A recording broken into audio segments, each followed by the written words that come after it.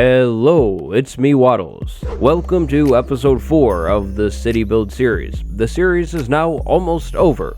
In episode 3 we went over some tips and tricks that you can use to improve your interior design game, and in this episode we'll be going over terraforming tips and tricks. Terraforming is really fun to do, so this episode should be a fun one. There's going to be a few separate segments, so there will be timestamps to each segment down in the description below. And if you enjoy this video, help me out, drop a like and subscribe. Check out my links that are down in the description as well, like my Patreon, my Twitter, and maybe even my Twitch. So first, a recap. Like I just mentioned, in the last episode we went over interior design tips and tricks. Basically how to make the insides of your builds come alive. The last episode was really fun to do. This is probably one of my favorite houses that I ended up doing. And yeah, so all about the insides of the build. If you missed that one, there's a card on screen now, and the playlist will be on the end slide at the end of the video. On to episode 4. So, terraforming. What is it? Well, terraforming is really just transforming landscapes. Maybe you're making a mountain look better. That would be terraforming. Maybe improving a river? Terraforming. Decorating a field? Again, terraforming. This video will be cut up into 5 or so different segments. We'll be going over custom trees, fields, mountains, hills, and rivers.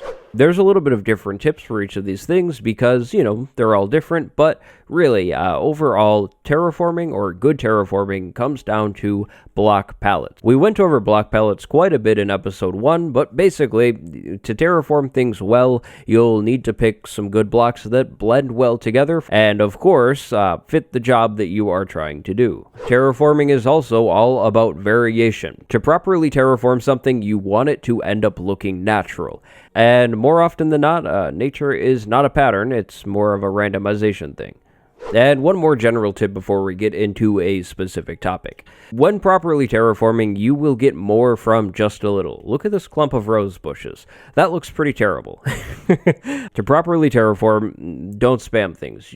Nobody needs this many rose bushes. What would this even be for? So let's start off with trees. Custom trees are actually where I struggle the most with terraforming. I am just really no good at custom trees. I don't really have necessarily any huge specific tips for this stuff other than creating a pattern. So, of course, we have our tree stem, and usually I'll, just kind of replicate things on all sides and slowly expand things as I go upwards, and then near the top, I'll collapse things in a little bit. By starting with a basic pattern like I'm doing here, you'll get a rough shape of whatever tree you're trying to make. Then, after, getting that rough shape, you can go ahead and come back in and start adding in more leaves or taking out some leaves in some places to get a more randomized and natural feel on your tree. If you're going for maybe some kind of proper city, then, maybe you don't want to really randomize your tree. But I'm going for more of a little bit of a forest over here in this field here, so I'll, of course, go ahead and randomize up my tree.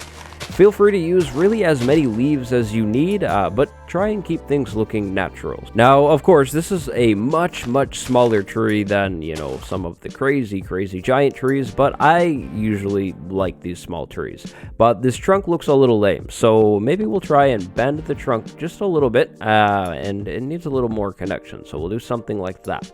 I think that starts to make a pretty nice looking tree. When you're making these trees, try out different block combos. You don't need to use, oak woods and oak leaves. You can switch things up, so maybe we'll do stripped wood here and then some birch leaves on the top to create a different tree than the last one. I also really enjoy doing these bent trunks here, so I'll be doing that quite a bit. Really, with custom trees, practice makes perfect. You'll need to just kind of jump into things and start making a tree or trying to make a tree, and then step back every once in a while, especially if you are in survival. My leaf placement is completely random. I'm just placing leaves where I think the tree needs a little bit more, and removing leaves where I think the tree starts to get a little too thick. Another fun trick that you can do is stems and roots in the ground. So maybe we have our tree kind of grow out a little bit like that. And if you happen to have a hill here, this one's a little too far. But you can make these stems actually kind of hang out of the hill just a little bit and kind of, look like the tree is really grown down in there. But again, this hill is just a little farther than what I would recommend. Also, don't forget about the bark blocks with no cut log edges. I find that those look a lot better on trees and definitely help make things natural. Moving on to fields. Fields are really fun to do and a whole lot easier than creating custom trees. So let's customize this field. First off, we'll start off with a little bit of rocks. Rocks can really be anything. They could be cobblestone, they could be stone, they could be andesite, whatever you'd really prefer to use. If you're making a cobblestone path, maybe make, I don't know, like stone rocks or andesite rocks. Of course, you can improve your rocks by adding in mossy cobblestone or just other gray blocks, and then slabs and stairs as well. Coal also makes an interesting black rock, but it really stands out, so if you're going to use coal for rocks, maybe just use a little, not too much. Next, let's improve the ground of this field area. Improving the ground is very easy to do. Instead of just grass everywhere, try mixing in some coarse dirt here and there in small patches. The coarse dirt will look like roughed up grass and just thinner areas. If you look at a natural field, usually the grass isn't even everywhere. And some places, maybe it's a little more killed, and then in other places, it's doing a little better. If you're going for a more muddy field, try some brown concrete powder. This stuff looks a lot like mud. Just be careful, don't put any water near it, or it'll all get smoothed out and you'll lose the whole effect and feel of the mud. It'll just look like a flat brown spot on the ground. Podzol also mixes in here very nicely, but again, this stuff looks a little more muddy, so if you're going for like a dry, grassy plains, I suggest just doing coarse dirt. On the note of water though, try mixing in some small puddles of water in your field to make it look like it just rained. Streams can also be really cool, but a little difficult to get just right. So let's say maybe a stream here. So I'll just punch out some dirt and have the water pour around. Absolutely do not be afraid to use flowing water when creating streams. It adds a little bit more motion into your field. When you think of a field, you probably think of bushes, so try placing some leaves down randomly in the field. Not too much, but just some leaves in the field to create some bushes. Maybe some down trees or even some grown trees in your field would look nice as well. If you're creating down trees, remember these fully barked blocks, like bark on every side. And then finally, maybe some flowers in your field, but be careful here. This is where I see a lot of people go wrong, in my opinion. Of course, beauty is in the eye of the beholder, but I really believe that spamming a bunch of random colors in a field doesn't look all that good. It's not something that I'm usually too keen on. So either make small clusters of, flowers, so like yellow over there, and then maybe some of these blue ones all the way over here, or just stick to one or two flowers over your whole field. In this field, I'll do the small clusters because that's kind of what I'm feeling right now. But yeah, don't, just spam a bunch of flowers all over the whole field randomly. That might start to look a little weird. So, yep, small clusters or one color. And use the two high flowers sparsely. Do not overpopulate these two high flowers or things will start to look really busy and just crazy in my opinion. Moving on to mountains. Mountains are really easy and very fun to do. Usually these things are all gray, like this one here, and that is insanely easy to improve. Just pick really any gray block in the game that is a stone and add random chunks of that block in on the mountain. Some blocks that I like to do this with include, stone, of course, and then andesite, cobble variants, so mossy cobble and cobblestone, and then actually gravel as well. Usually I am strongly anti-gravel, but gravel does work quite well in this situation. Also, adding random chunks that pop out a little bit more can add some depth to your mountain, and usually depth is a good thing. Be sure to remove all of the diorite on your mountain because diorite is just plain old bad, as everyone knows, so yep, get rid of that, replace it with something else, and then sooner or later your mountain will start to improve, like a lot. Waterfalls are also a really fun thing to do, but just be careful about their placement because they can get crazy large, and if a waterfall gets way too big, it looks really unnatural. So I dropped mine there, knowing, it would only pour right down into the river. Whereas if I put the waterfall up here, this whole mountain might end up covered in water, and that's probably not good. And if you do have dirt patches on your mountain, remember that you can mix in like coarse dirt or other things that we'll go over in just a minute to improve those dirt patches. Or if you don't like the dirt, just remove it completely and place gray blocks there. Adding some random ores here and there on your mountain will make the mountain look even more detailed as well. Remember to not go too overkill with your variation though. Next up, hillsides. Hillsides are miniature mountains that are a lot more brown instead of gray. Some of my favorite blocks for hillside terraforming are jungle wood, coarse dirt, spruce wood that is stripped, and then a little bit of cobblestone. I think mixing in some rocks here and there never hurts, so maybe a little bit of rocks, piled near the bottom, and then as we go up this hill, we'll mix in some coarse dirt. Jungle wood also looks pretty nice in my opinion. It kind of looks like crushed down dirt or even old wood that's been buried into the wall for support or something like that. And then of course a little bit of stripped spruce wood in here as well can make things look nice. But this is a pretty small scale. So on a smaller scale, I will use a whole lot less wood. I think wood, when used in excess in these small areas, will ruin the whole vibe and really feel of this little hillside and make something look way more structured and like a rotten house. And that's really not what we're going for here. Take some of your field blocks like podzol or brown concrete powder if you're using it and blend that into the ground around the hill that you're terraforming and things will look even better.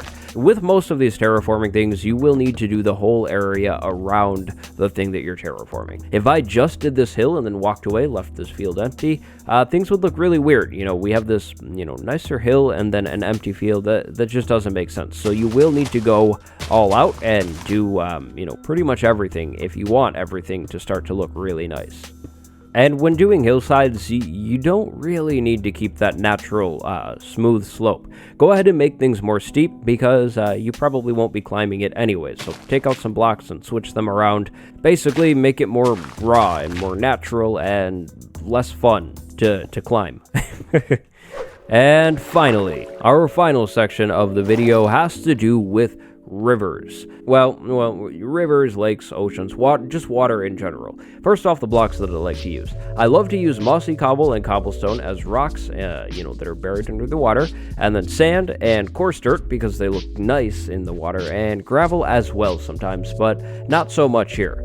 Then, in terms of plants, seagrass, kelp, and sea pickles. Don't forget about those things. So really, in this small area, we actually already have a beautiful, beautiful looking variation of the natural block, so I would actually leave this alone. I say don't change any of these blocks. This looks fine. But what you can do is add in some kelp patches and some sea pickles from time to time. Don't worry about making the sea pickles go all the way up to their max brightness unless you actually are trying to block spawns. Just place the pickles and the kelp and then the seagrass kind of randomly around in here and things will start to come way more alive. But don't go overkill on the kelp. The kelp can really start to ruin things if you fill in a large area and it all grows up and you never harvest it. But let's say we have an area like this. I would start by creating just a random chunk of one different block. So I'm using coarse dirt. It's kind of hard to notice, but I can notice it. After doing one chunk, maybe I'll switch blocks and I'll do like sand over somewhere else. And really, yeah, just creating different chunks of different blocks, randomized in different areas. Each grouping of each block should not be the same size. So maybe a lot of sand there and then just a little bit of clay over there and maybe a tiny bit of clay in here as well, whereas a lot more dirt. Then, of course, we'll come in here and throw some rocks under the water, maybe some mossy rocks as well, because those blend in really well with the green blocks, and then we're pretty much good. Gravel can look really nice and work well near waterfalls. Usually waterfalls are rushing, so if you place gravel, it looks like rock that has been way worn out. And a big one that I see a lot of people actually miss out on sometimes is create rivers that are different levels. So in here I have a little bit of a higher spot in my river and then it dips down into this water here. However, when creating these areas, you will need to think about things that make sense. So I'll need to raise the ground here, otherwise this whole river in this area doesn't really make all that much sense. And if you do this, you may want to consider removing any and all of the grass under the water because, in my opinion at least, it doesn't look all that good. But if you like it, then just leave it. And if you're really rich, don't forget about the corals. Corals are absolutely beautiful, but they're kind of rare unless you live near a warm ocean, so that's why I didn't really include them in these tips here. But coral does make a really, really nice decoration block under the water. But that's actually just about all of the tips that I have for you today when it comes to terraforming. The big thing that you need to remember here is trial and error. Practice makes perfect.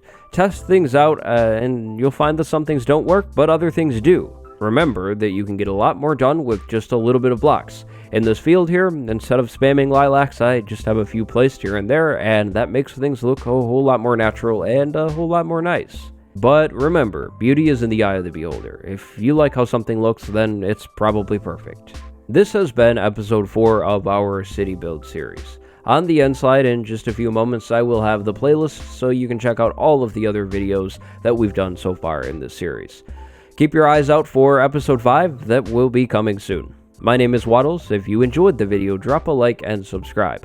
Also, consider checking out my links that are down in the description. If you're looking for a good deal on a server, use code Waddles with CubeToast for 25% off your first month. Thank you very much for watching. I will see you next time. Goodbye, everybody.